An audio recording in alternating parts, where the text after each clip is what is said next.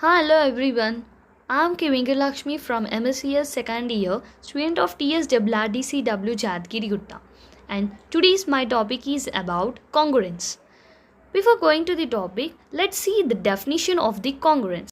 Let n be the fixed positive integer and there are two integers a and b are said to be congruent to the modulo n and it is represented by a is congruent to b to the modulo n. If and only if n divides the difference between a and b, we can prove that a minus b is equal to kn where k is an integer. So here the fixed positive integers may be m or n. If n does not divide the difference between a and b, we say that a is not congruent to b to the modulo n and it is denoted by a is not congruent to b to the modulo n. It is same for the representation of m. Let's see few examples. The first example is 8 is congruent to 5 modulo 3. The value of a is 8 and b is 5, n is equal to 3. According to the congruence definition, we know that n should divide the difference between a and b such that 3 by 8 minus 5 is equal to 3 by 3 as 3 is divisible by 3. So 8 is congruent to 5 modulo 3. And the other example is 8 is not congruent to minus 5 modulo 3. The value of a is 8, b is equal to minus 5 and n is equal to 3. n divided by a minus b is equal to 3 by 8 plus 5 is equal to 3 by 13 as 13 is not divisible by 3 such that 8 is not congruent to minus 5 modulo 3. And the third example is quite different from the both two examples. Here the value of a is equal to 8, b is equal to minus 10 and m is equal to 3 such that 2 by 8 minus of 10 is equal to by 18 such that 8 is congruent to minus 10 modulo 2. So let's see a theorem. The relation of congruence between integer is an equivalent relation. So let's see the first reflexive part. Let a be a positive integer and m is fixed in that positive integer such that we get m is divided by 0. As a and b are equivalent relationships such that a and b are equal.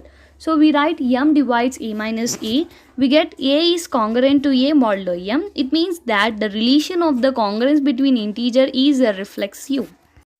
So let's see the symmetric part. Let a and b are the two positive integers and m is fixed in that positive integer. Let us suppose that a is congruent to b modulo m such that m divides a minus b.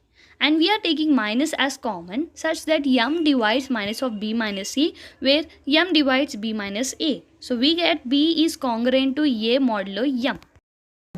And the transitive part, a, b, c are the positive integers and m is fixed in that integer. A is congruent to b to the modulo m and b is congruent to c to the modulo m such that m divides a minus b and also b minus c.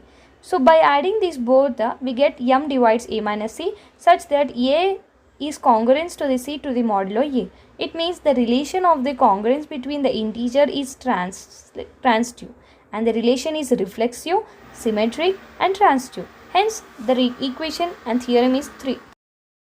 So now we need to give an example to show that a square is congruent to b squared modulo n need not imply that a is congruent to b modulo n. Let's take an example as a is equal to 2, b is equal to 3 and n is equal to 5 such that squaring a and b we get a square is equal to 4, b square is equal to 9.